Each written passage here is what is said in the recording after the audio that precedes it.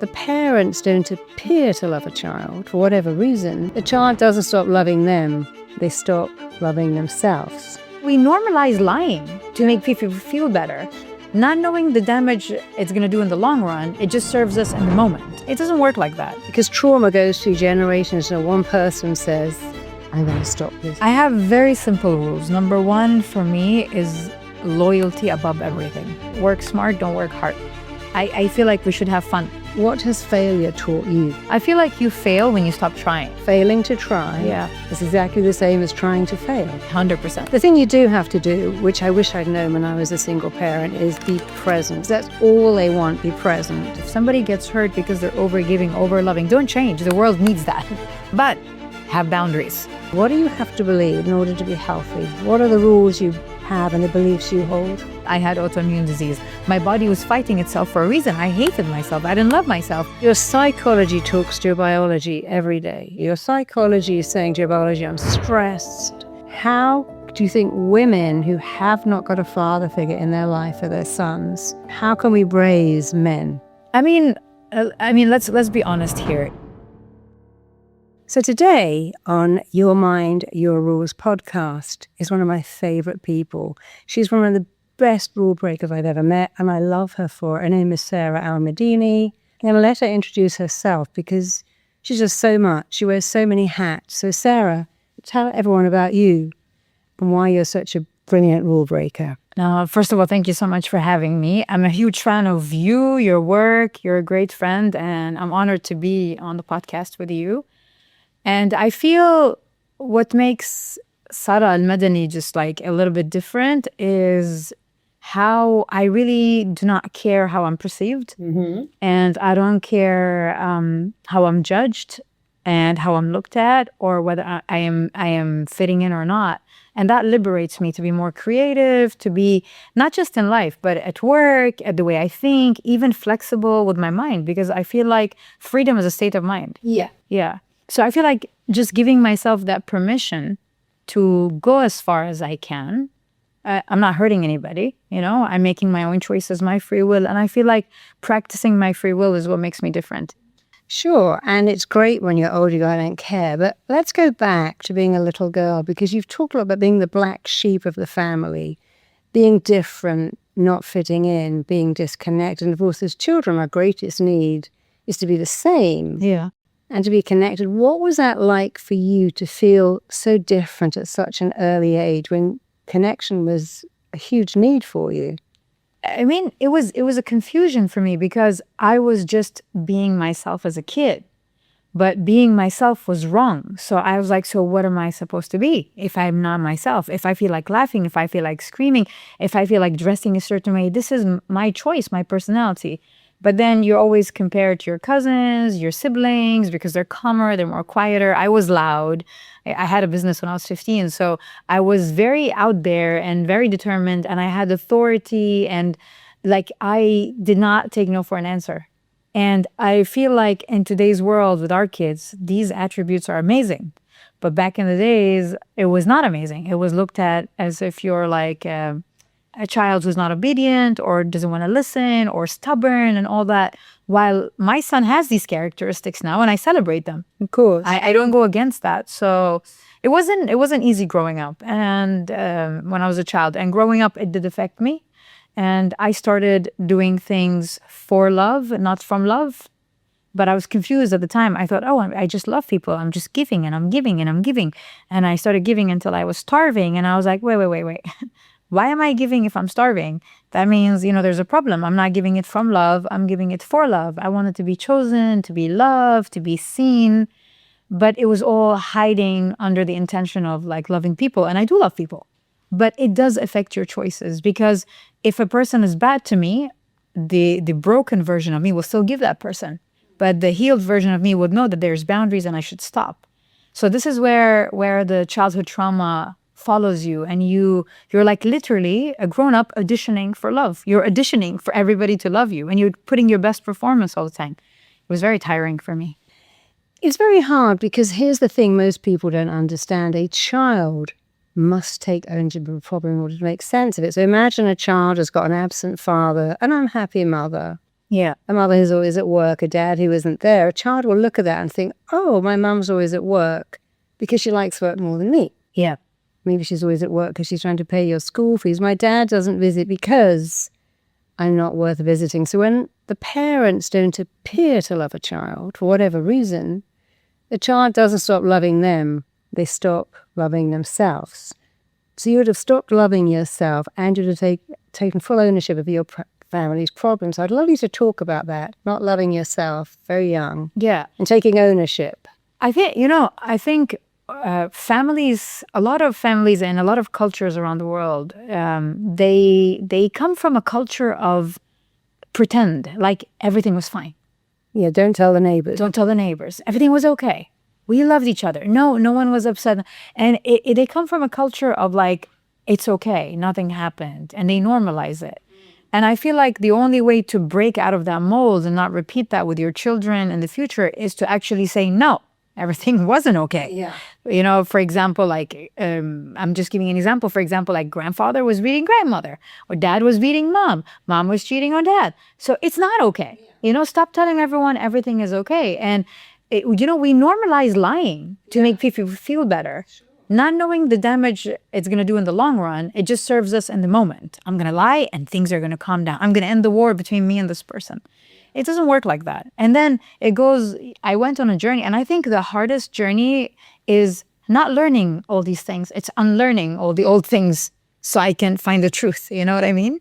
I was told I would never be able to have a baby. I had cancer twice and was told I'd have to live with that forever. I got run over and was told I couldn't walk for 6 months. I actually walked in 6 weeks. And each time I got that diagnosis, I thought, no, this is my mind, my rules. I bounced back from cancer. I had a perfect baby. I recovered from being run over super fast, and I used the techniques in this book. In fact, I wrote this book while I was in plaster, having been run over, because the things that made me bounce back will make you bounce back from relationship issues, wealth issues, childhood issues, confidence issues. If you want to live your life on your terms and have love, success, health, wealth, even the body of your dreams, it's all in here. Buy it and change your life forever. Because trauma goes through generations. So one person says, I'm going to stop this. Trauma goes through generations. So one of us says no. And the saddest thing I see as a therapist is people normalizing. Oh, my dad left. Oh, my mum abused me. Oh, my mum was always bringing home men. Yeah. But she needed a life. My dad was frustrated. And we normalize the most painful things. One of my friends who was Iranian said that in her country, every day she left the house with $100 and a fully charged phone, because it was normally grabbed by the neck and thrown in a van because your hair was sticking out. She said it was so normal. We didn't even think that was weird. It was a normal thing. You must have the money and the phone. So when you get thrown in the van for having a bit of hair exposed, you give that guy $100. They let you make a phone call and your parents come to get you. Oh, wow. And she said it was just every day. No, everybody thought it was normal. So it's so interesting how we normalize the most abnormal things. So what did you normalize growing up that was actually, looking back, you say, well, that wasn't good or right or even normal? I normalized unhealthy relationships. Mm-hmm. I normalized people who didn't like me for who I am, and people who I had to like water myself down so they can digest me, and I normalized hiding the truth of who I am, my authenticity. I had to like always shapeshift, not physically, but shapeshift like my life. Yeah. Just to be accepted. And that was tiring because, when I sit with myself, I'm like, it doesn't make sense. I am going out there. Everyone loves me. But the thing is, when everyone loves you, it is a problem because you don't like everybody. Yeah. So if everybody likes you, there's something off. Yeah. And if someone is loved by everyone, I feel like they're not doing the right thing, because people tend to enter rooms and then become chameleons, change so they can be accepted in each room. But I dare people to go out there and be hated. I dare people be out there and to be judged. When I enter rooms, I don't care anymore about people liking me in that room. I care about remaining true to myself, And I used to not do that. I used to go home, have an internal war, but maintain the peace on the outside. But now after doing the work, I don't mind having a war on the outside as long as I maintain the peace on the inside, So you're true to yourself now, Yes, not others. 100%. Because you said something. You said a lot of women don't like you. I mean, I think I love you. I think you're so ballsy and fun, and I love you because you're so real. But why don't women like you? How could they not like you? I think a lot of women who are not in suppressed cultures, I think a lot of women who are in suppressed households and mindsets Yes. see me as an object they can use as a punching bag. Yeah. Because how dare you go out there and do what we can't do? So since we can't do it, and I hate myself for not being able to do it, I'm a hate on you. Yeah. So I project it all on you. And this is why a lot of women don't like me, because I don't pretend. I'm honest. I hate gossiping. I challenge people. I call things out. I don't care if you're my friend or not. I'm not a yes friend. So if you're my best friend and you're doing something wrong, I will call you out on it. And don't expect a yes from me all the time. And I feel like authenticity right now is so rare that when people see it, they dislike it. And when you're like pretending and you're fitting with the crowd and you're being two-faced or a hypocrite or a liar, people like it more, because it's easy to deal with. But when someone's honest, you don't know how to regulate your nervous system around them. And in your own culture, here you are, you're living in a culture, you have a lot of tattoos. Yeah. You're a single parent, you make your own money, and you're doing it your way. It's very much that song, My Way, is about you. But how does your culture shadow that back to you when they see you raising a son by yourself, making your own money, living your life on your terms and covered in tattoos? Yeah. How does your culture reflect that back to you, or how have they? The thing is, I used to always think I'm attacked by my culture, but I've traveled the world and I've seen people in Europe, in America, and all over the world. They did not accept me for my tattoos. So then I understood that it's not just back home. I'm not accepted in so many places around the world because of my choices and how I look. Because this is not normalized.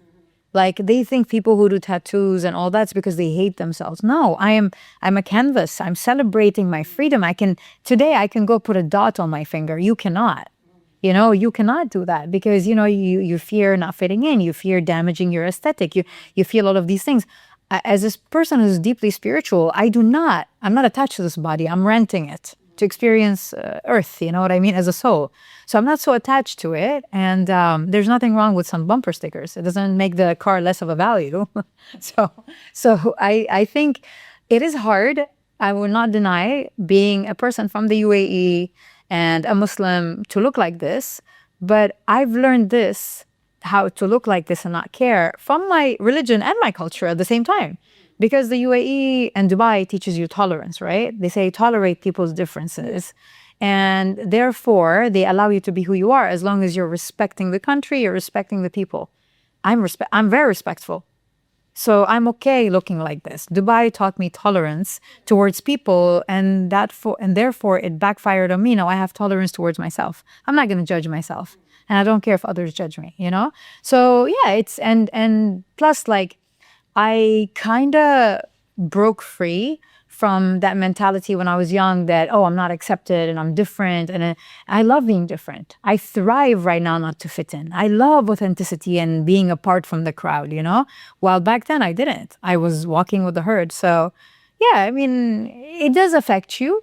But at the same time, I still have a lot of friends that accept me here in my culture. I have look at my leaders. They accept every religion, every culture to coexist together and for people not to be judgmental about it. And I demand that kind of mindset when it comes to me as well as a local. And I give it back as well to the people. So am I okay with not being accepted? Totally. So you're a role model for so many women. You may not know it and they may not know it, but you able to walk through the room, this is me. Take me or leave me. You see, nobody can reject us unless we give them our permission. And you're not giving anyone permission to reject you. They can, but they don't know you. Yeah. So the person they think they're rejecting is not who Sara really is. So I love that you are unashamedly you. Not apologizing. And I think you are a role model for many women who'd like to be you, but are so scared of being rejected. And that's the problem. Women especially have a great fear of being rejected. After all, our survival once was belonging to a tribe. We couldn't hunt on our own. So we fear being rejected, and we end up rejecting ourselves. But I love the fact that you don't reject yourself. And when other people appear to reject you, go, well, you're not really rejecting me because you don't know me. No, I will not. I'm never, ever, I did before in the past, but I will never hand anyone an access card to control my feelings, my nervous system, my reaction. I used to react a lot. And I used to think of reactions as like an indication of the person in front of me being bad. But then I realized, no, the person in front of me is showing me where I am bad, what I need to work on. So I'm like, trigger me all day long because I need this awakening to be very fast. I need the learning process to be fast. So I don't give anyone that authority. Good. Yeah. Don't give anyone permission to reject you. No one can reject you without your consent. Yeah. And you never, ever, ever have to give it. It's up to you whether someone can reject you or not. I think also the way I look at rejection changed. I looked at rejection as approval or acceptance. And if I don't get accepted, then it's wrong. But now I look at rejection as a divine intervention, as a redirection.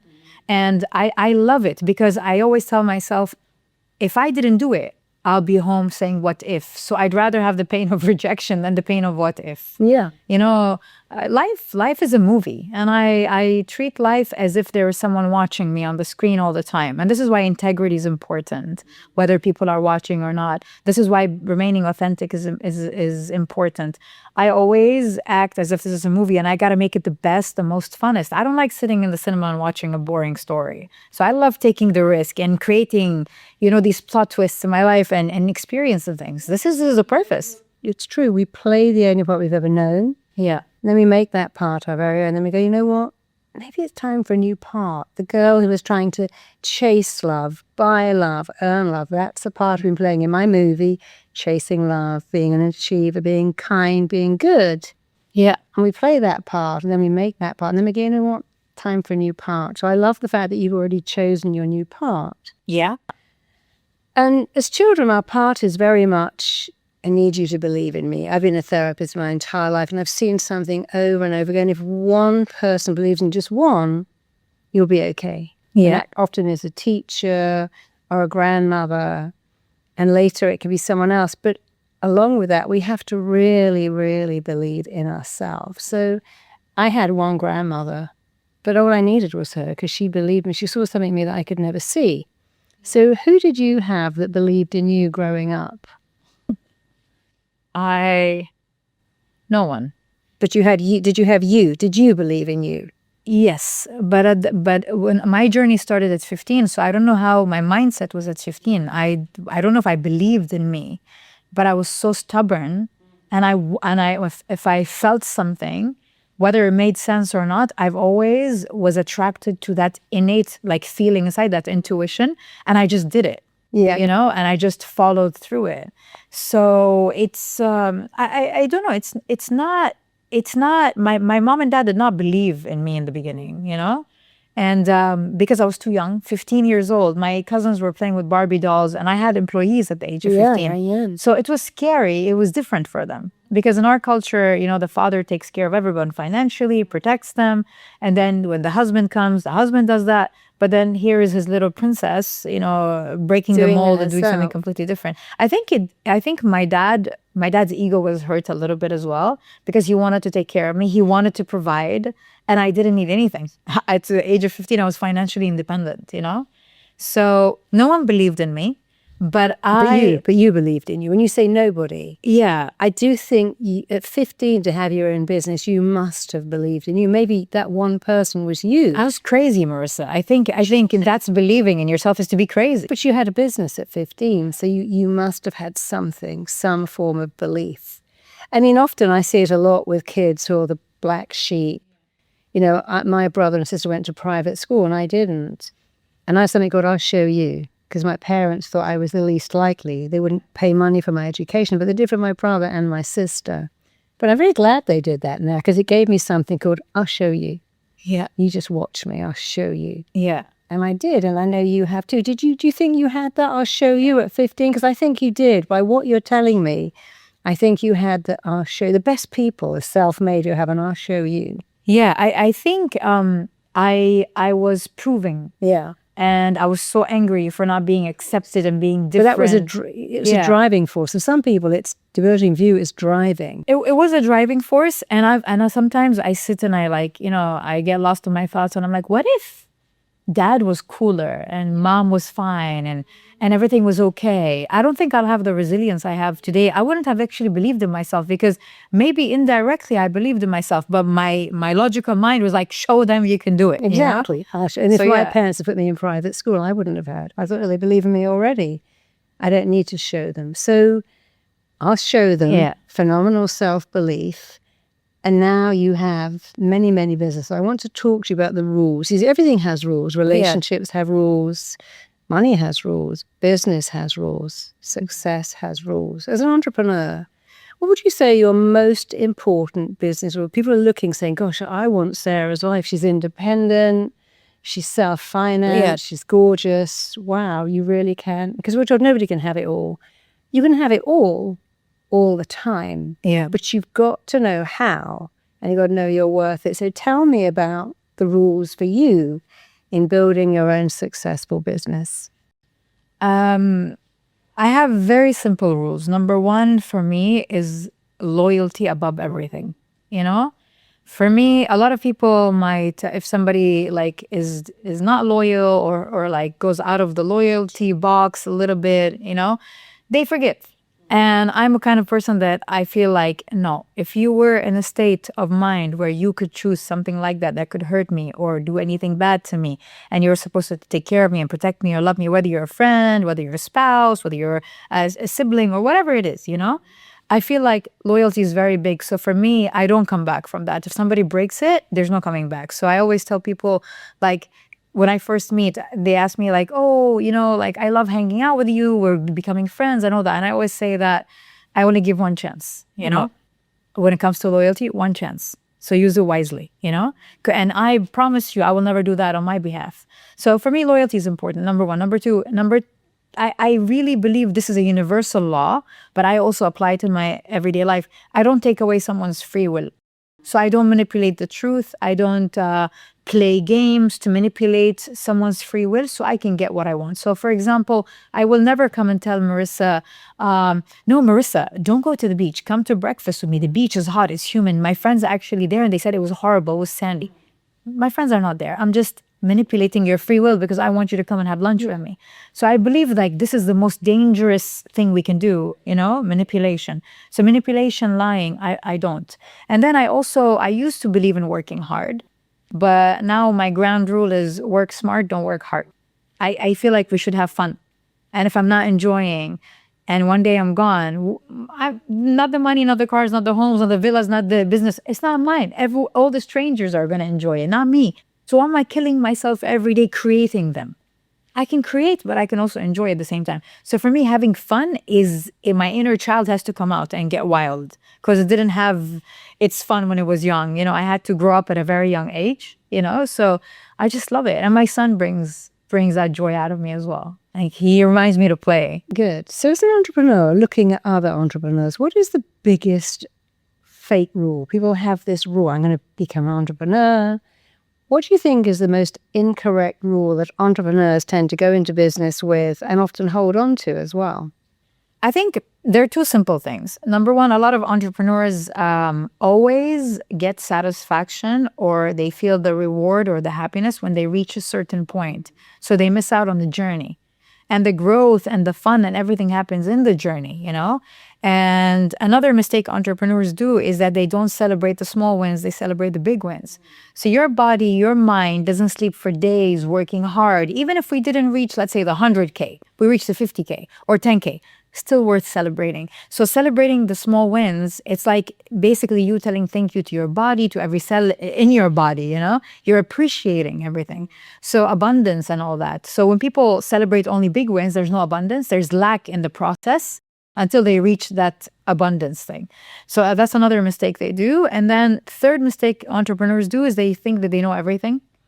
I'm a student for life. I can learn even from an enemy. I can learn. This is how much I love learning.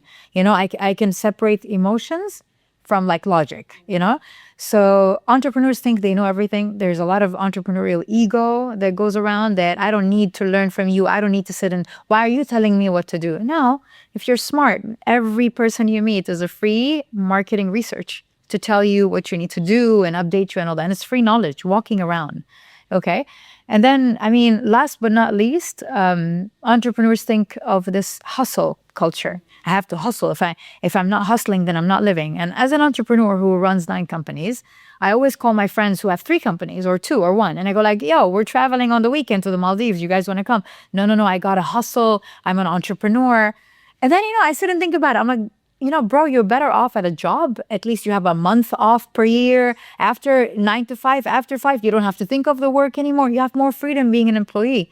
And entrepreneurship should give you that freedom. You should be able to travel on the weekend. You should be able to take off. I mean, look at you, Marisa. You're traveling all the time. You bought your freedom. I did. A lot of entrepreneurs bought their own jail in the name of the hustle culture. The mistake I see them making is this. I got to do it all myself. Like, I better write my own copy, do my own marketing. In a world with AI taking our jobs, entrepreneurs are the people who will keep their jobs, and speakers too. No one's going to get a robot to come and speak. So it's a good job to go into. But if you have that belief, I can't, everyone else is not as good as me. So I've got to write the copy, do the marketing, do the search engine optimization. And actually the smartest thing is employ, the best money you'll ever spend is on someone else's brain power. Employ people who are better than you. Totally. And let them do it. But entrepreneurs don't do. They go, oh no, if they're better, I can't have them in my company. The best money you'll ever spend is buying someone else's mind. I used to have this great girl called Rosie. She was such a great girl. Oh, Rosie's better than me. I mean, I've written 8 books, but she's better than me. Give all the copy to Rosie. She's amazing. Rosie Spinks, thank you, darling. You're incredible. But a lot of people say, oh, I couldn't do that. You've got someone better than you. But that's what I meant when they said entrepreneurs have this ego. I know everything. He hires a CEO, and they want to teach them how to do their job. Yeah. I think it's management. It's not leadership. Yeah. Okay. And that's the difference between a lot of people who are sitting in high positions nowadays. They don't know whether they're managing or leading. Leadership is not like that. That's management. Sure. And another thing they do, which is a huge, they find someone who's good. They go, oh my God, you're so good at SEO. Let me have you do the copy and the PR as well. And they go, oh, actually, now you're not good. So when you find someone good, have them do one thing, only one. We had this terrible, it's not terrible. I wrote a program on fertility. I was very proud of it. And I had a PA and I was going out. So I'm going out for the day. Just write a press release and send it out. And make sure at the end it says this one line. If you go through this program, this time next you'll be holding your perfect baby in your arms. And she wrote, your perfect baby in your arse. And it went out, the breast. Listen, holding your perfect baby in your arse. I'm like, okay. But that was my fault because she wasn't actually a public relations. It was my fault for giving my secretary, my PA, the job of my PR. So I learned then. And, we make a lot of mistakes. So here's something. What has failure taught you? Failure is the universe showing you how to do it, basically, Every time I fail, the universe is like, you're missing these 2 ingredients, go try again, I feel like you fail when you stop trying. I don't feel you're a failure when you fail because the people who made fun of me for failing are people who never did anything in their life. At least I'm out there trying, so... Was that expression? So who's really failing? Failing to try is exactly the same as trying to fail. 100%. If you fail, you learn something amazing. But if you didn't try, you never learn. So don't be scared of failure. It can be a great friend. Yeah, but also it teaches you resilience because if everything works out, sure, and then one day it doesn't, I wouldn't know how to deal because everything has been working out. Yeah. But if I am challenged and I am debated and I am told to try again and pushed back, that's what creates who you are, resilience, understanding, all these things in you, they grow with failure. So I think failure is a teacher, but a very expensive one. Very expensive. It either beats you or teaches you. You decide. And you said something early on, which I so believed in, that it's not the destination, it's a journey. Yeah. We think, oh, I've made that product now. I've designed that house. But actually, when we finish it, we're going to design another house now. Yeah. Now I'm bored. What can I do next? Because if you give your children a business, if you give them everything, you steal the one thing they need, which is the hunger. Yeah. I worked with a guy, a very famous heir to a fortune, who ended up in jail. And he said, my parents gave me everything except the hunger to do it myself. And I'm punishing them. And he didn't actually realize that by getting into crime, he wanted to hurt them because they stole. You want a restaurant? Here's a restaurant. Oh, you want a shop? Here's a shop. Yeah. You want a car showroom? Here's a car showroom. So I never had that hunger. Yeah. They said, we give you everything you want. No, you didn't give me everything. In fact, you took away the one thing I needed, which was Totally. the journey that, oh, I built something and I'm building it up and I'm writing a book. It's taken me in and it's finished. Now, wow, I wrote that book. I coded that program. And so you're absolutely right. It is the journey. Yeah. It's not, there is no destination called happiness. Here's the destination. It's the whole journey. I mean, this is why a lot of people, when you ask them, oh, how did you be successful? He's like, oh my God, it was 3 years of hell. And I'm thinking in my head, what if he died in those 3 years of hell before reaching the journey? That would have been such a miserable life. But then you speak to other people and you're like, what did it take to succeed? They're like, 3 years, it was awesome. We had so much fun, up and down. It's the journey. It's not reaching the point that matters. It's the journey towards building the point. This is the power of creation. It's a thought becoming, something written and then becoming something realistic. It's us being creators. Yeah. And that's the journey. It's not the end result. Yeah. And also, if you're starting as an entrepreneur, don't think being an intern is too good for you. Yeah. Don't think having a mentor. I remember years ago, my husband, somebody wrote to him and said, I want to be your intern. He said, okay, there's no pay. You got to start at 8, finish at 6, 5 days a week. And actually, all the time he was putting away a salary, but he wanted to see how much he meant that. So he said, there's no money. You want to be an intern, you turn up on time every day. And when he'd done it for 8 weeks, my husband said, I'll give you a job because you've got dedication and you don't have the arrogance. And then, of course, he paid him. But I like that because Sims said, oh, no, I want to start at the top. I don't want to start at the bottom. They have a belief. I don't want to do what I don't want to do. But, of course, to make it in life, to succeed, you must be willing to do what you do not want to do. Yeah. People look at people who have made it and think, oh, I bet they never have any problems. It's like saying an Olympic athlete never gets up at 4 a.m. and starts training. Yeah. No, totally.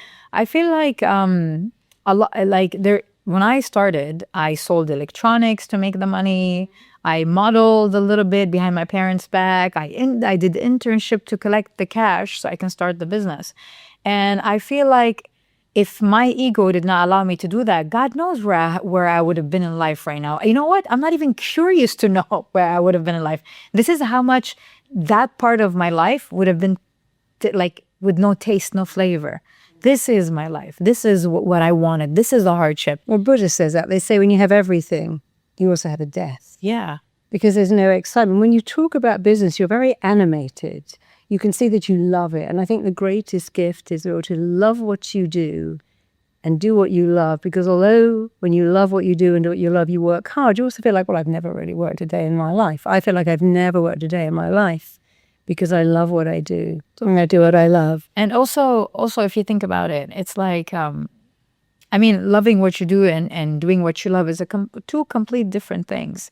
But I feel like success is when I actually do what I love and I make money from it. Yeah, you make it a success. Yeah, but as you mentioned earlier, like when the ego's involved with entrepreneurs, I'm too good for this. I'm not going to do this. Why should I try for free? Why should I talk to this person?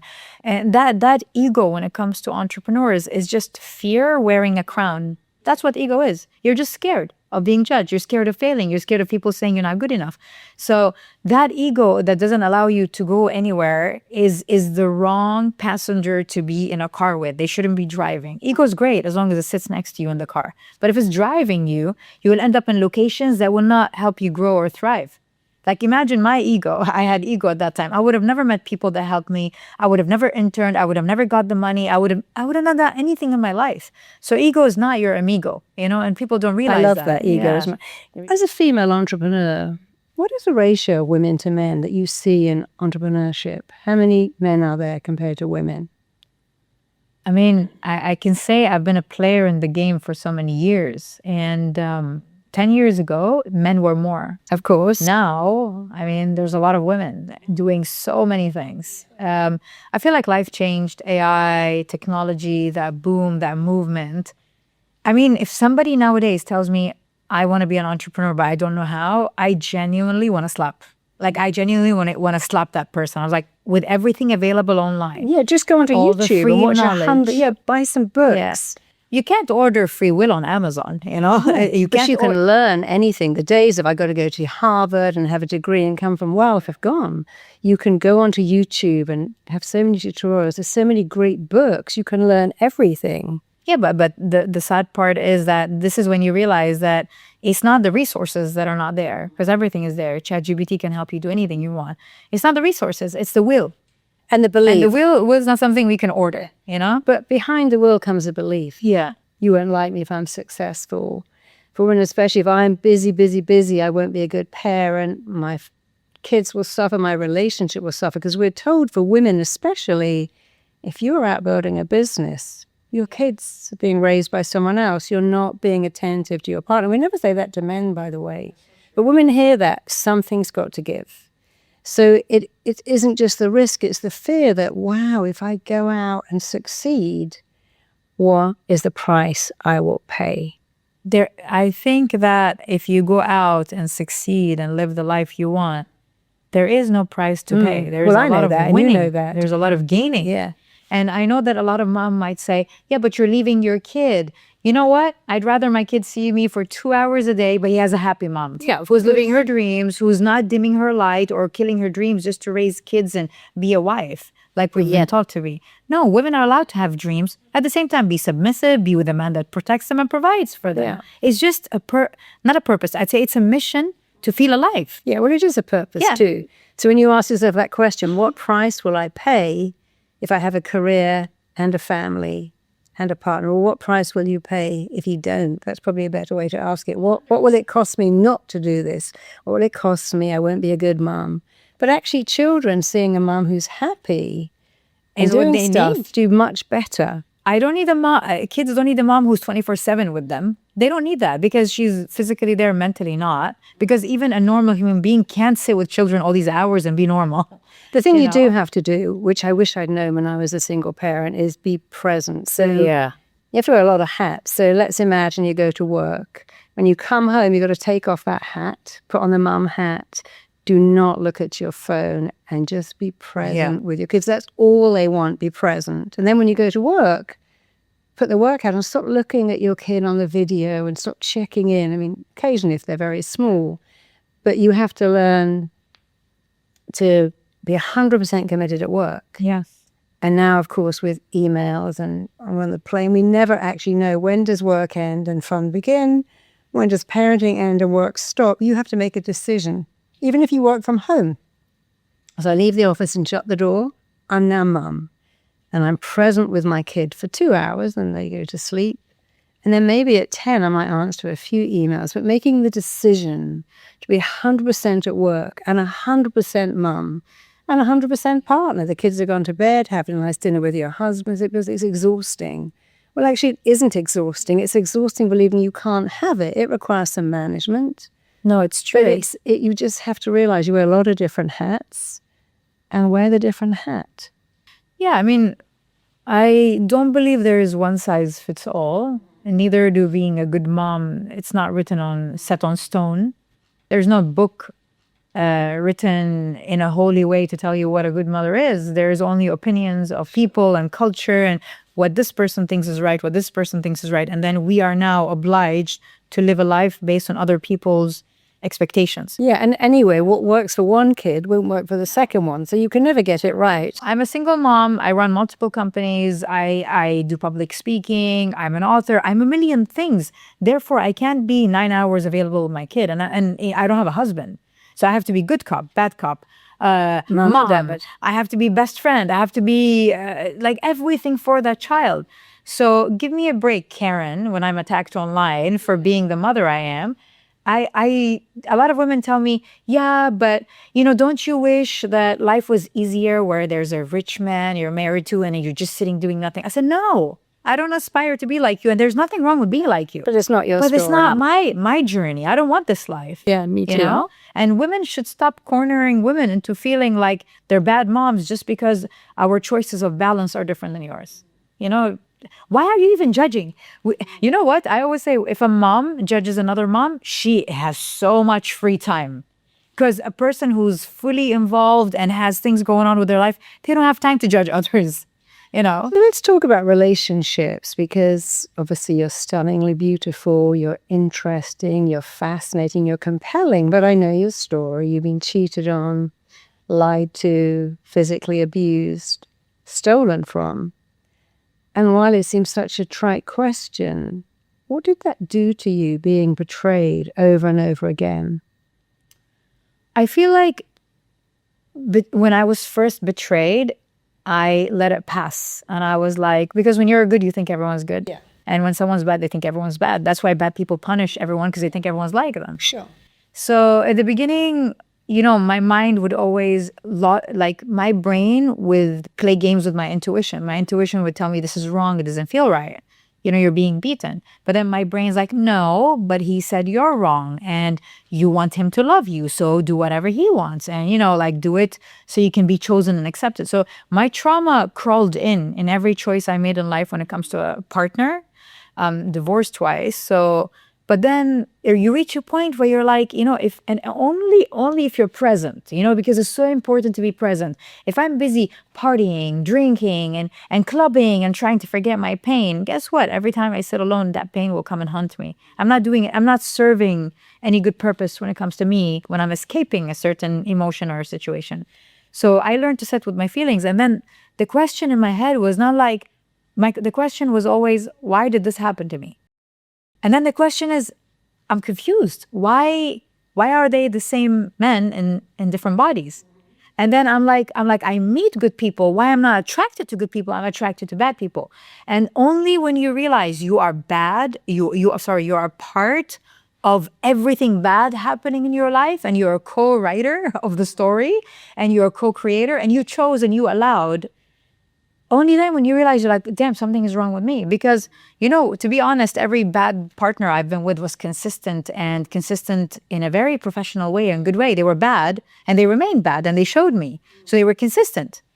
Why did I stay? Why did I answer that settle? question? I'd like to know that. Why did you stay? Someone who you knew was bad. I mean, why did you settle? And then why did you go for the same person again and again? So that's three questions. But that was the beginning of my awakening. And then I said, okay, no, I think I am a problem too. And that's when you put your ego aside and you say, look, because when everyone has this victim mentality. Most people have it where they love being the victim. He hurt me, he hit me, he cheated on me. Poor old me, poor old me. I'm sorry, poor old me doesn't pay the bills. Poor old me doesn't help me grow. Poor old me doesn't help me evolve, change, or become a better woman. So you have to point that finger at people at a certain point, pointing back at you, and try to grow from it, because I cannot change anybody. I have no control over anybody. I only have control over myself. So let me go fix that part. Yeah, fix you. And then I realized that every partner I attracted basically showed me how much I love myself. It's a representation of how much I love myself. So when I was going to worse, I was like, I see. There's a problem with me, because if a person loved themselves, they will never accept to be in that situation. So you realize you didn't love yourself? No, I did not love myself. At all, because you were accepting. So, a baby is born saying, of course you're going to love me. Yeah. No baby says, don't look at me. Yeah. I've got no hair, no teeth, and triple knees going on down here. Yeah. The baby expects to be loved. So we have to ask ourselves, well, what happened from that expecting to be loved to tolerating abuse? Yeah. And what happens is often that belief that love has to be earned or chased or worked for. And the most vexing thing for all humans, especially women, is that the mind wants what it already knows to change the ending. So let's imagine you have a very distant father and you meet a distant guy. Go, oh, I've clicked with him, feel like I've known him my whole life. Of course you do. This is your dad, only 40 years younger, looking super cool. And you think, well, we just clicked. Because what the brain is doing is, let me recreate the past. Let's change the ending. Let's find a distant man and turn him into a wonderful pussycat. Let's find a mean, withholding person and make him super generous. Let's find someone who isn't even present and make him present. So we want to recreate a whole childhood and change the ending. But actually what you have to do is go, well, why not just change the beginning? If I want someone kind, why did I find someone mean and change them? Why not just find someone kind? But the brain likes what is familiar. And if you haven't had love and respect and kindness, when it turns up, not only do you not like it, you actually reject it because it's unfamiliar, and you go back to the distant critical parent because that's what you know. Exactly. No, I feel, look, you know, a lot of people, you know, sadly, when someone is good and they've been through a bad experience in life, whether with a parent or a partner, when they go in that victim mentality, they, instead of like finding answers and understanding what's going on or looking at things rationally, their nervous system gets triggered, so there's a reaction to protect them from something in the past. So flight or fight mode, right?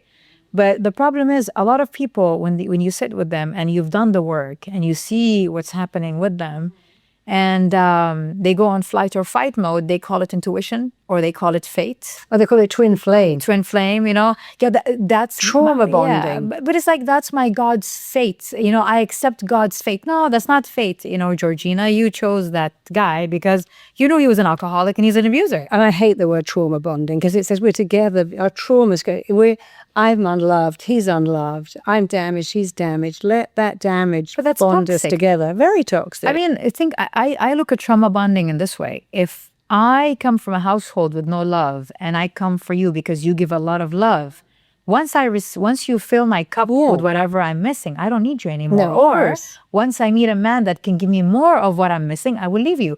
So the truth is, once you fill my cup, you're not needed. You're unnecessary. And many times they fix someone. They go, I put my boyfriend through school. He's now a Beverly Hills dentist, and now he left me because he can't cope with a sense of what he owes you. So if you fix a man, or indeed a woman, once you fix them, paid for their education, fix their problems, they tend to leave because they don't want that feeling of obligation. Plus, they don't want to play the part, I was broke and you paid for my tuition. They want to play, I'm a successful dentist. So don't fix people. Don't you feel like they also, not only that they don't want to deal with it, of course, nobody wants to deal with that kind of feeling like you owe someone something, right? But also, like, I feel like they do not want to deal with the full-on concept. Like they don't want to deal obligation, guilt, guilt, or the fact that they're playing a new part now. Exactly, but you don't fit in it. No, but also if a girl marries a man because she's broke, once she makes her own money, she won't want that man. That's why you hear stories of them cheating on these men. It's because she never chose you for you. Yeah. She chose you to fill something that she couldn't fulfill in her own cup. You filled it for her. So trauma bonding, as much as people want to romanticize it, it's not romantic. Yeah, don't romanticize it. A person doesn't really love you. They're bonded to whatever you can give them. Yeah. So you talked about something which I thought was rather lovely. You're an honest person who's met with dishonesty. You're a kind person who's met with unkindness. You're a loyal person who's met with disloyalty. And you're a person of integrity who's met with non-integrity. So how do you still show up as that kind, loyal, honest person full of integrity when people have turned up and showed you the opposite? Because, I mean, two things. Number one, if I'm a good person and I exist, I'm sure many of me exist in the world. There's like over 10 billion people in the world. Okay, that's number one. And then number two is I realized that the problem was not my kindness, or the problem was not me giving or me wanting to help or be there. The problem was in me choosing the right people to do that for. So therefore, and I wish nobody changes. If somebody gets hurt because they're over-giving, over-loving, don't change. The world needs that.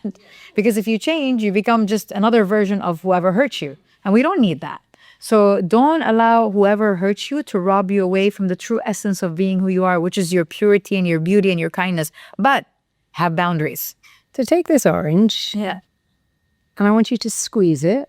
Yeah. And if you squeeze this orange so hard until the flesh bursts, what will come out? Orange juice. Could you get grapefruit juice? No. Could you get tomato juice? No. Apple juice? No. Why could you not get anything but orange juice from an orange? Because it's an orange. Because that's what's in it. Yes. You know, Wayne Dyer taught me this.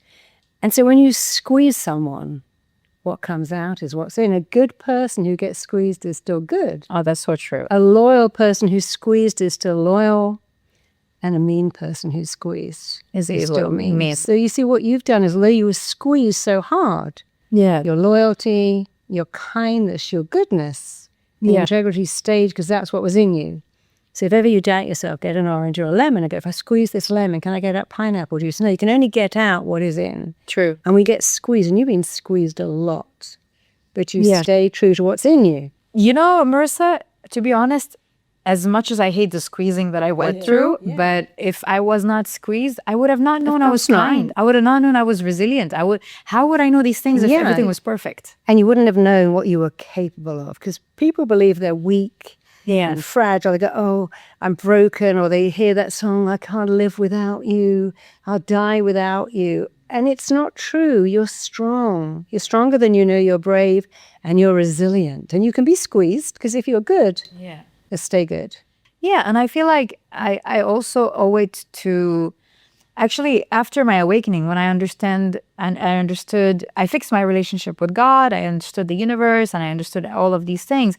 I'm not attached anymore, because attachments comes from lack, but also I'm not attached to any result, because once I die, once you die, once my future husband die, or if I have a boyfriend, if he dies, I'm not me, he's not him. We're just energies experiencing life. We're just two energies that met and created stories together. And why so I'm not attached. Why it's good to say when a relation didn't work, it wasn't a good energetic fit. Nobody's rejecting. They're not dumping you, rejecting you, ripping out your heart and stamping all over it.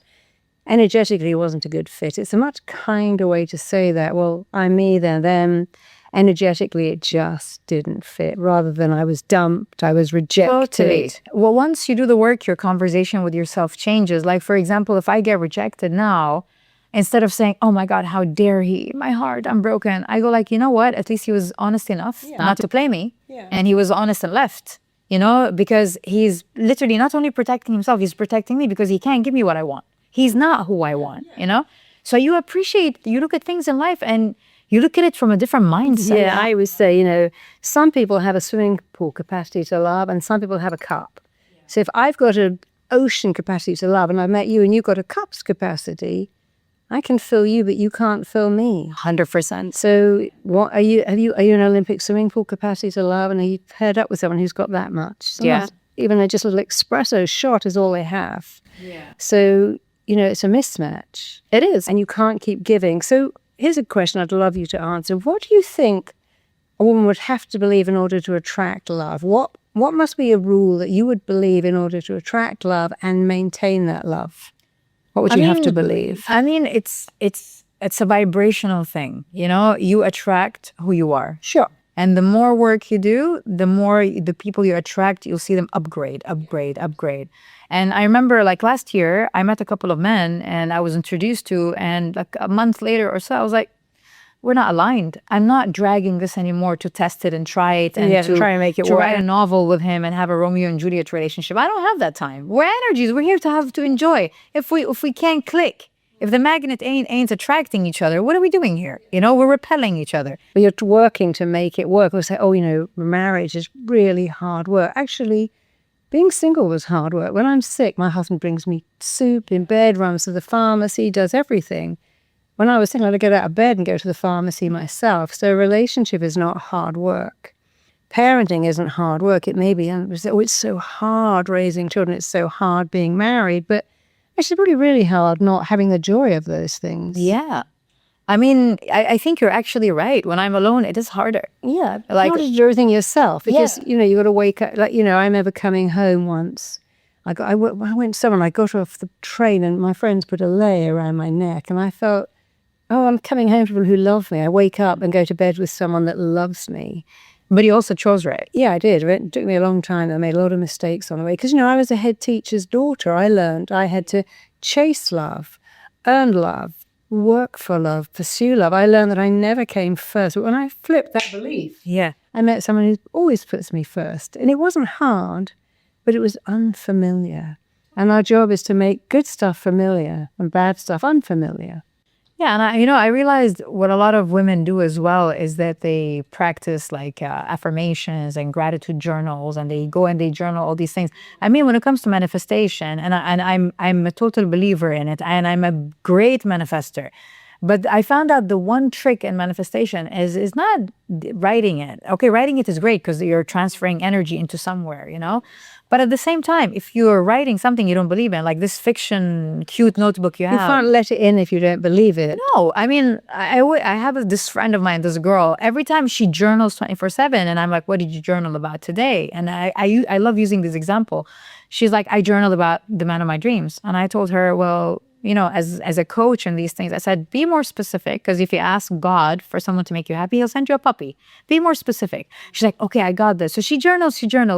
She finished journaling. I was waiting for her. She's like, let's have a cup of coffee in her house. And then I was like, so was it about men today? She's like, yeah. She's like, the man of my dreams. I was detailed as you told me. And I was like, so what happened? She's like, I'm tired. I'm like, what do you mean? She's like, man, the world is filled with shitty men. I don't even know what the hell's going on with the world. I don't know where to find them. I'm like, well, guess what you're manifesting? Not your fiction story in your book. You're manifesting what you You're focus manifesting on. what you believe. And if you believe you're not worth it and there's no good men, guess what you're going to attract? Men who are not good. That's one of the rules of the mind, one of the rules in this book, that whatever you focus on, you get more of. We make our beliefs make us. But I want to ask you something else that's very important. I've just been watching Manosphere. Yeah. We all know about Andrew Tate.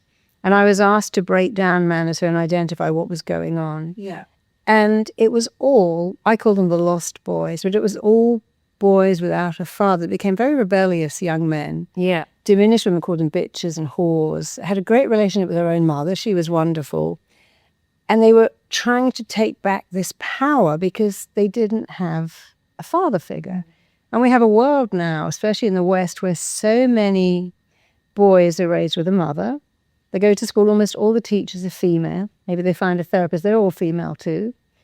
I was working in the prison system in America, and I was like, I can't go in and work with these kids. I mean, I'm a middle-aged white woman. These are young black guys who haven't had a dad. And it was really painful to see. But we're not blaming the mothers. I want to ask you, as a mother of a boy you're raising without a father, what can we do? Because these fatherless boys, is a challenge for society. The thing is, I have respect for everyone. I mean, they can go think the way they want, preach whatever they want. But as a professional like you, and as a person who's an expert in my field, when I look at boys like that, I would not call them men, because men are not loud. Men are calm. And men tend to be respectful, we Yes. like to think. Men are not loud. They're calm. Men are not dominant. They're protective. Men are not loud. They're soft. If you want to see how a man is, see him with his daughter. Just put him in a room with his daughter. Squeeze him. Squeeze him. Exactly. Yeah, you're going to be squeezed. You have a beautiful son. But I want you to imagine he's 16 years old and you're giving him boundaries. And unlike a father, he might see you as weaker. Yeah. How do you think women who have not got a father figure in their life for their sons, what can we do? How can we raise men? I mean, let's be honest here. Even if a woman had a man, 85% of raising up the child is still on the mother. And the man is just but boys helping and do need a supporting. male role No, model. of course, Yeah. 1,000,000%. Even my son needs a role model, A male role model. Yeah. So the thing is, like, because my son doesn't have that, my dad tries it, my brother That's good. tries So it. It was that's different. good. You have other male figures around, Yes. and that's one of the things you must have. Yeah, but I have friends and all that. But also at the same time, I'm honest. And when my son sees these kind of men on TV who are loud and screaming and screw women and we're the dominant, woo, when we see this, like, my son laughs because he knows this is toxic masculinity. This is a scream. This is a cry for help. Because they say a high value man, but a high value man would never call a woman a whore. Exactly. Or And a slut. high value man is not going to do a documentary. And a high value streaming man a wouldn't picture of his, wouldn't to get be attention. ripping people off for crypto and getting So of course we all know, looking at it, that these men are not confident. They lack self-esteem, and self-esteem, of course, means what I think of me. Otherwise, it'd be good if I said I hold you in the highest esteem, but I can't say. Self-esteem is what I hold me in. So we have to raise boys and indeed girls with high self-esteem. But I also feel, Marisa, a lot of men who hate women, because you see these men screaming about, I want to protect, I want to provide, but then they're hurting women with what they're saying and all that. But then they love their moms and their mama's boys. Well, that's the Madonna whore concept. Yeah, so to me, it shows me that you love your mother because she was the only. Well, she sacrificed everything for you. She was the only one left for you, but you really hate the feminine energy because you somehow blame her for why your dad left, because you don't understand the dynamic of what's happening, because the mom was not honest, because she wants to protect you. So I feel like honesty is very important, and telling the child all these things is important. Showing an example of, like I show my son this scenario and this scenario, which one is toxic masculine, which one is like, like divine masculine. So you're getting him ready super early. Yeah, because I mean, men are the leaders. Women are, we are the emotions, we're the heart, we're the spiritual, we're the ones that bring so much to the table. But men are the leaders. When it comes to a household, Marisa, I don't want to be a leader in the house. We were not made for that. Look at lions. I mean, we can learn a lot from lions. You look at the lioness. She's the protective. She's strong. But at the same time, next to the lion, she's like curling up in a ball, rolling on the floor. She doesn't want to dominate. I don't want to dominate a man. Women were made to be submissive, but not in the way these boys online pretend submissiveness is. Submissive means I will not plan. You take care of everything. You guide. You're the man. I'll close my eyes. You take me, but I'm going to still thrive and live and serve and build something for myself. But a woman cannot be submissive if a man is not fully in his masculine. And then men get angry at women because he's like, she's not submissive. She's loud. Because your masculinity is not fully available. There is something wrong in that department. She cannot give if she does not receive.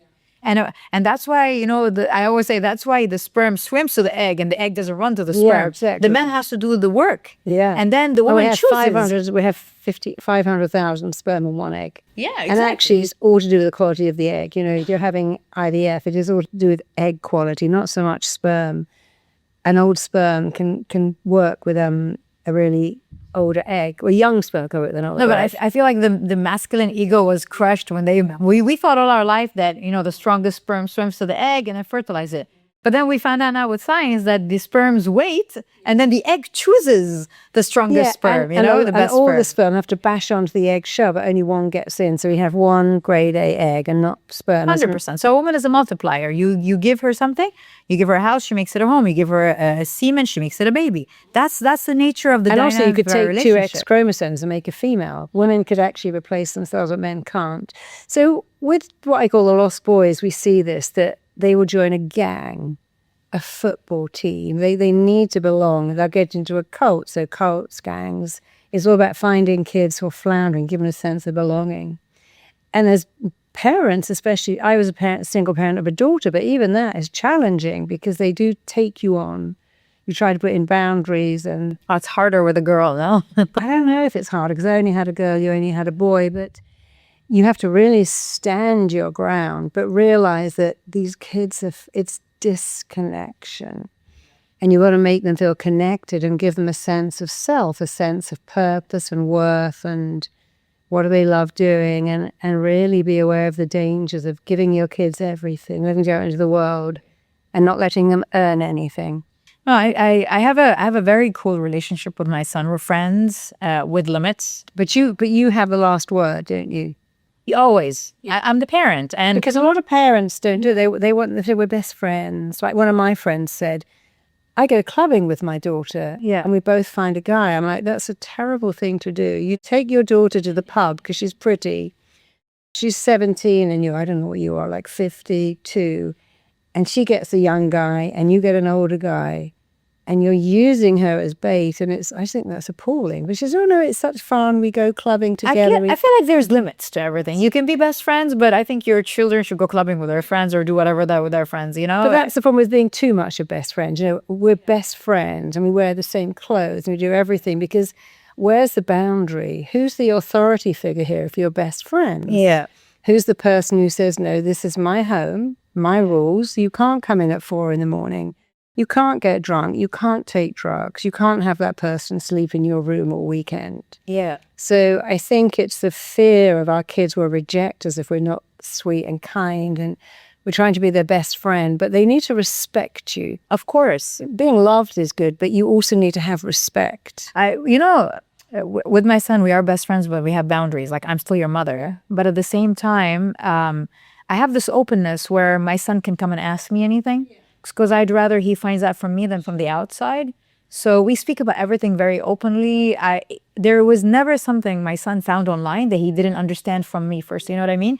Like anything related to his body, sexuality, or even if he's young, I'm teaching him at a young age because, I remember I found out what STD was when I was 27. Nobody told us about this.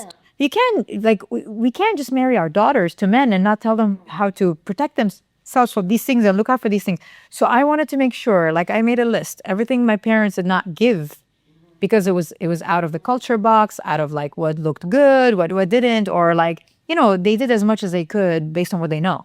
That's what love is for them. But now I know that this is not enough. So I made a list, and with my son, I'm the complete opposite, which triggers my parents a lot, because they did it with me and it worked. But now when they use the old techniques with my son, it's not working. And when I give my son that freedom, it upsets them, it triggers them. And I always, say, you're upset because my son's hair is long and you prefer it short, but it's not your hair. Yeah. It's his hair. Yeah. Instead of telling him, why do you have this hair? The question should be, are you happy with this hair? Yeah. And we don't do that as parents. So it doesn't make you happy. And also, like, number one rule for me and my son is we never sleep upset. And no matter what happens, even if we're like going at each other, we end the sentence with "I love you." So you have love a is rule. unconditional. That's a good parenting rule. Yeah, because I don't want him to feel like if he's done something wrong, I don't say "I love you." Then there's a price for love. But I was like, I'm gonna kick your ass. I'm gonna do this, but I love you. With my daughter, I had a rule. I said, you will never, ever be punished for telling the truth, ever. No matter what happens, if you tell me the truth, I won't punish you. Yeah, that's I'd be an prepared amazing for them rule. to tell you some stuff. Like one day she disappeared from school, which is unusual for her. And she came, what happened? She goes, well, Mummy, my friend had to take this abortion pill and she's already had it 4 times, so she couldn't get it a 5th time because now they're called social services. So I had to go and pretend it was for me. And this kid's dad had just died. The mother was mentally ill. I kind of understood why she was looking for love in the bed of all these different guys. And I went, darling, it's okay. I'm not going to punish you. Because suppose if you told me the truth, and although you bunked to our school, I could see that you were being helpful and kind to a friend in need. So although it wasn't the greatest thing, on the other hand, I thought, well, she's been so honest and she did that for her friend who'd lost her dad and had a mother that was so consumed with grief. She couldn't even guide her. So I think if you say, I'll never punish you, ever, I'll tell you stuff that makes your eyes pop out of your head, but you've got to be ready for that truth, because I asked for it. I do the same with him. I don't punish him when he's honest, but if you lie, you always get punished, because if I don't punish you, karma will punish you. If karma doesn't punish you, a girl is going to leave you, a friend's going to leave you. So you have to be prepared for that reality, that a lie is rewarded in this way, with distance, People don't want to interact with that. But if you tell me the truth, and every time he tells me the truth, he's like, Mom, and he's very nervous, but when he says it, he sees me chilled. But then he begins to realize, I can tell her anything. The truth is easy. Anything, because they're testing your boundaries and you mustn't lie to them. So here's my last set of questions, which are very important. Health rules. I know you've had a lot of health challenges, and you're a little bit like me in that you don't believe in saying, I've got a health problem, let me run to the doctor and get medication. So what do you have to believe, Sara Al Madani? What do you have to believe in order to be healthy? What are the rules you have and the beliefs you hold? That if AI can be shut down, distorted, and it can find a way to reboot itself without humans, I have consciousness inside of me, okay? And this is a machine. The body's a machine, and it's a very articulate, detailed machine. Everything has a step. There is raw ingredients that go into the machine, so it can produce everything in your body, So once I believe that my consciousness, my soul is the captain, and my mind is in the back seat, and I switch the driver's seat between that and that. So the brain stops being the master. It becomes like, something completely in the back seat, and I'm the one taking the decisions, The brain is the servant now. Once I do that, whenever I'm faced with, you have an autoimmune disease, or which is your body attacking itself, and why would it do that? Exactly, because of trauma, because of energy that's stuck inside, because of unprocessed feelings. I had autoimmune disease. My body was fighting itself for a reason. I hated myself. I didn't love myself. I thought going to the gym, buying things, making money, doing a business was self-love, but it was distraction. At the same time, yes, it was amazing, but it was a distraction from the truth that I don't really love myself, and I'm doing all of this just to prove it to people, Because your psychology talks to your biology every day, and then your biology starts to talk to your psychology. Your psychology is saying to your biology, I'm stressed. Yeah. This is too much. This will be the death of me. And then you wonder why you get sick. Now, when you get sick, your biology says to your psychology, I can't really cope with life. No, I listen to my body, and a lot of my friends make fun of me because when I eat something, people say it takes an hour for it to kick in if you're allergic to it. But when I eat something, I feel my body not want it. Like I listen to my body so much, and that's how I cured myself from so many issues: IBS, autoimmune disease, Hashimoto's, hypothyroid. Every time my doctor give me a diagnosis, usually people see it with a frown, like, "Oh no, no, what do I do now?" For me, it's like, how do we get rid of this one? So it's like I'm going to go deep inside, and I have the capability to reboot the system. If AI can do it, I can do it, and I'm way more sophisticated than AI. Why do not enough of us know this? With all this knowledge that you have about autoimmune, why would my body attack itself? Why do we still run to the pharmacy, run to the doctor, run to A&E? I mean, we'd be programmed to do that, no? We've been programmed the minute you're sick, pop a pill, go to a doctor, run to this. Actually, to be honest, no. Wait, let me rephrase this. My great-great-grandmother did not run to a hospital or pop a pill. They had their herbs, they had their natural remedies, and they believed in the power of the body and prayer and talking to the body. But then, that doesn't make us consumers. We're not going to be insecure. The market, the industries, they need us to be insecure so we can go shopping. They separated the mind from the body. Exactly. Before your great-grandmothers, it was the body's on what's going on with the mind. The mind's troubled what's going on. But nowadays, we separated it, and we're just actually starting to reconnect. We're a body and a mind and a mind and a body. So I'm an enemy to big pharma because yes, if I had a surgery, I will go to a doctor. I might need antibiotics. I believe in all of this. But I do not believe that if I'm diagnosed with something, I have to live with it. So you had autoimmune, and you had a lot of digestive Hashimoto's, digestive issues. You've helped me with the digestive issues. Yeah, when I met you, all you could eat was meat. Yeah, I mean, I've been a carnivore. I mean, carnivore is a new thing nowadays. Everyone's like, "Oh, I'm a carnivore." I'm like, "Wait, guys, I've been doing it now it's been 18 years. I've been doing it. 18 years carnivore. I never had sugar. I never had carbs. I never had anything. It was morning, lunch, breakfast, dinner. It was meat, chicken, fish, and water. But now I eat everything. Good. Yeah. And you said you went for pizza across that. Yeah. After you did the session with me, the hypnotherapy session, I realized that the reason I wasn't eating all of this and my body was not accepting it is because I wasn't accepting myself. Yeah. And I was always like trying to fix myself so people can choose me. So why would my body choose me? Why would my body digest? If I hate it so much, it goes against me. Yeah. And there's that word nourishment. When you say I'm nourished by the love.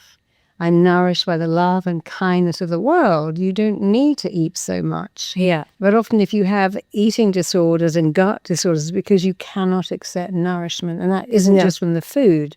It's from love. Not totally. You've fixed yourself of many things. You don't take any medication now. How many drugs were you on at one stage? At one stage, I was, I think, over sometimes 36 pills. It depends whether the stomach was doing okay or not. I'd go up to 45 pills. 45 pills a day, and now? 0. And how long is it since you last took the 45 pills a day? 3 years. Oh. Almost 3 years. 3 years, I would say this was my full transformational, fully healing journey. But now I believe in longevity. So I do things and take precautions. That's when I met you 3 years ago. Yeah. So you'll never go back to the pills? Not the pills. Like right now, what I do is like red light therapy. I meditate, and I love Tapshai. Coming back to love and parenting, you said something, Wanda. I heard you said it when I talk you're out, which is if you're not given love from a spoon, you'll lick it with a sharp knife. The problem is like a lot of people enjoy being in toxic relationships and they enjoy the risk and the thrill of the toxicity, the chaos, It's because they come from houses with chaos, with toxicity. We basically end up with whoever our parents were because that's home, that's safety. The familiar, the brain wants to go what's familiar. Yeah, so here's something very important. If you're doing anything, never say it's hard, say it's unfamiliar. Oh, treating myself with respect, taking sugar out of my coffee, not eating pizza. This is not hard. It's only unfamiliar. And very quickly you'll be familiar. Like coming off 45 pills a day is now familiar. Yeah. So I love this expression, if you're not fed love from a spoon, to lick it from a knife. Because there's an expression I like, and it says, It's very much new the night. If you don't fix your wounds, you bleed on the people that didn't even cut you. I actually love that saying. It is true. No one knows who made that saying. It's not mine. It's anonymous. Yeah, and I've tried to search it, couldn't find it. But it makes a lot of sense because, people bleed on the people who they cut them. But I feel like, they always, people say after you do healing, extremely open and spiritual, that you become so soft. But no, I've become more sharp. Yeah.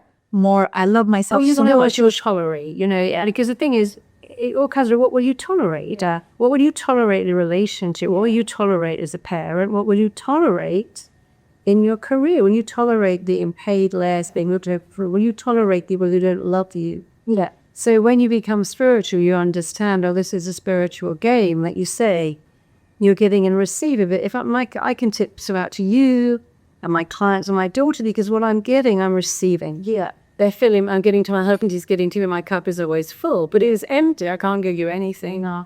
So spiritual is really about what can I give and receive. Yeah. I'm not just giving. And spiritual is about I'm worth it. Totally. And also, like, if there is something spirituality taught me is that, I never understood why on planes they told us put the mask on first. And I was like, what's wrong with these people? I want to save. I love helping, If I save myself, I'll save more people. So if you want to save more people, save yourself. If you love giving, if you love helping, save you first. I don't know. You know what? Now I know why even good friends did not. I couldn't have good friends in my life. They were all like negative people, like low vibration people. Is because how could I maintain a good friend? Good people wouldn't last with me because I neglected me. I'm not a good sign for someone to stay if they're good. Because I'm neglecting myself, I'm over giving up, over sharing. You cannot breathe out without breathing in. If I give a breath out, that's take. If I take a breath out, that's good. But if you keep breathing out, you're dying. Why would I spend time with you? You'll kill me in the end. I don't want to learn that from you. So now I know that, empathy with no boundaries is extremely toxic. Thank you so much, Harrier. Well, God, showing me your rules and showing us how to break those old rules that they are. I love conversation with you because you're talking to somebody that gets it all, understands. And it's not just an opinion. It's like, it's your life, it's your experience and all that. You have so much value. But we have to make our own rules. Someone else's rule. I'm at home making curfews all day. I'm, what is it called, a surrendered wife. I don't want to outshine my husband, but I don't want to make, as a girl growing up, my brothers feel less than. It's time to rewrite our rules. So I want to be my book. Wow. And I love your mind. That's why we click so much. I'm so proud of you. You can't wait to read. Thank you so much. Oh, thank you so much. Thank you. Thank you.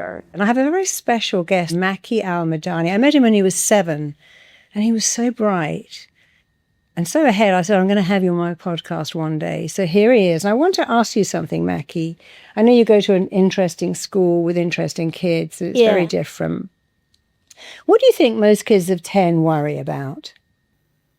Loneliness. Yeah, isn't that interesting? Yeah. What else? Like loneliness and probably not being accepted. Yeah. Like you're playing around and like some other kids don't want to play with you because you're a little bit different, like that kind of. I go into schools and I ask every kid of 5, put your hand up if you like yourself and you think you're cool, and they all put their hand up. When they get to 10, half of them put their hand up. When they get to 20, nobody puts their hand up. So we all start off thinking we're great, and then we get lonely and scared of being rejected. I want you to do something. Yeah. I want you to hold this diamond. Just hold it like that. Okay, so this.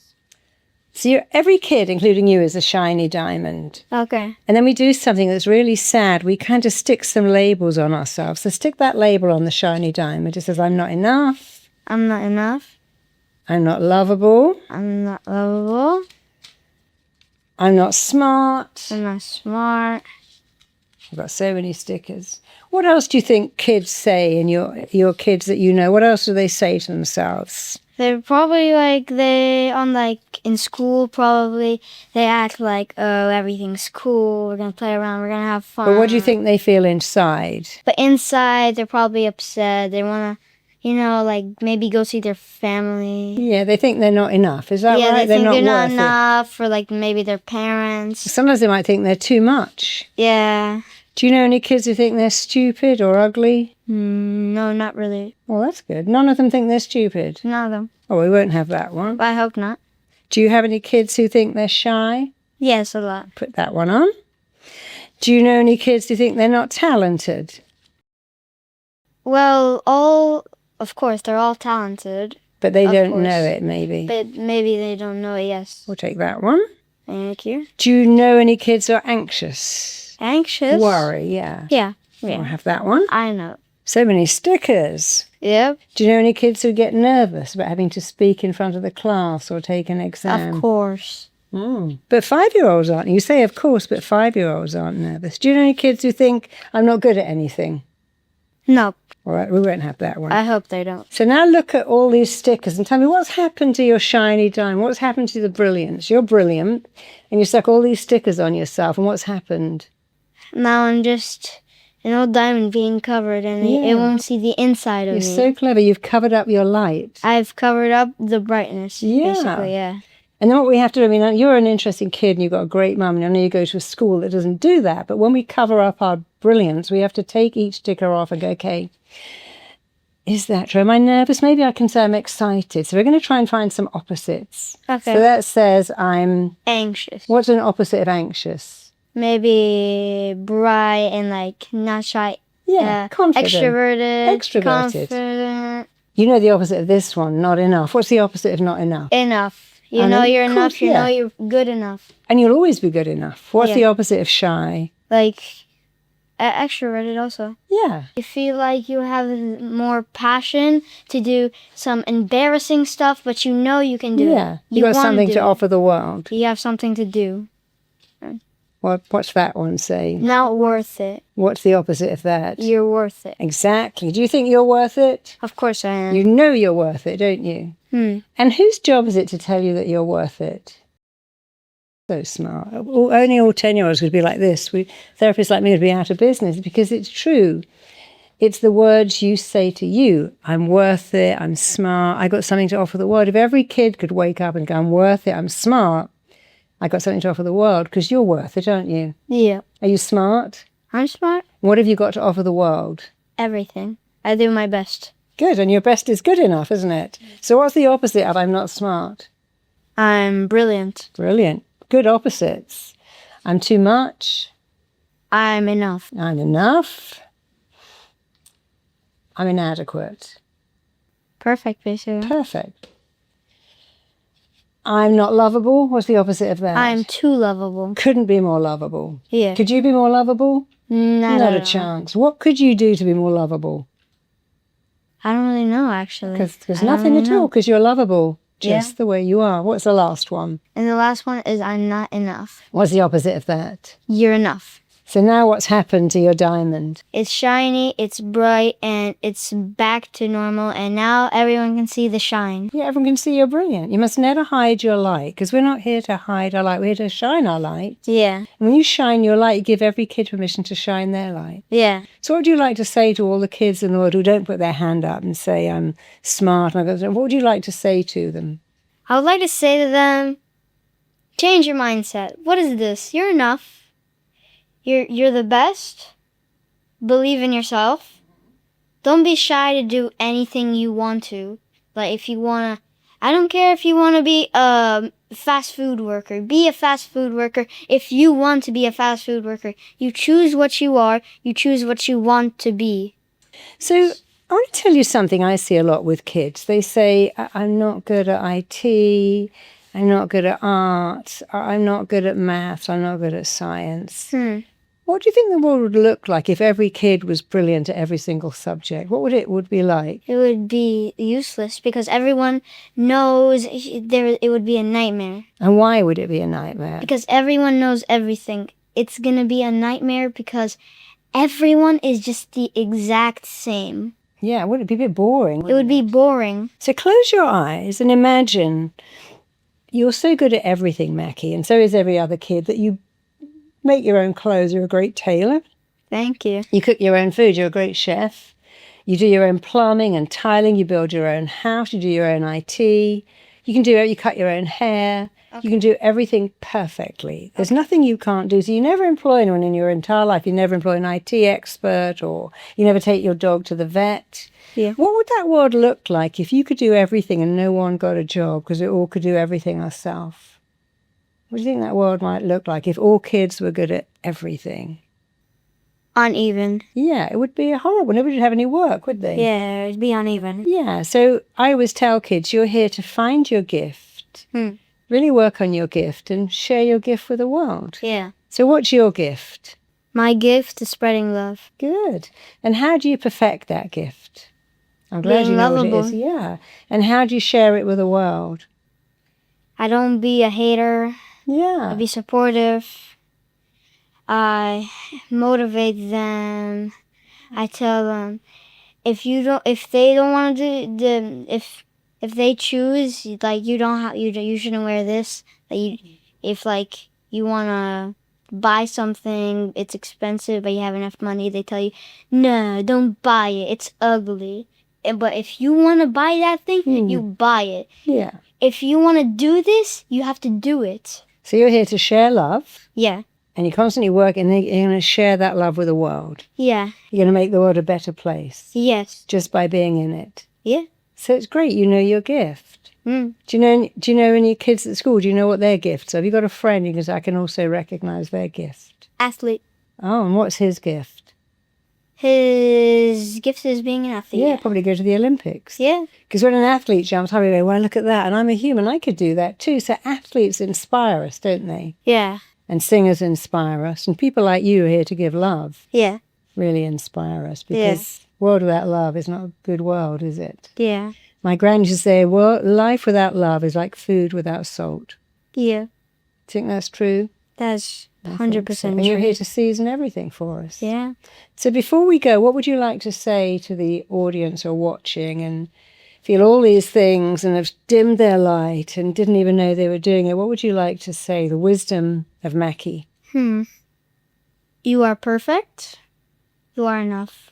You can do anything you want to, and you can be anything you want to. I think you could put me out of business very quickly. But, you know, I've always wanted to be put out of business. I've always wanted the next generation to not need therapy. So my greatest dream is to put myself out of business. And if every kid was like you, I'd already have done it. To keep doing what you're doing. You're Thank great. you so much. Thank you, darling. You're amazing.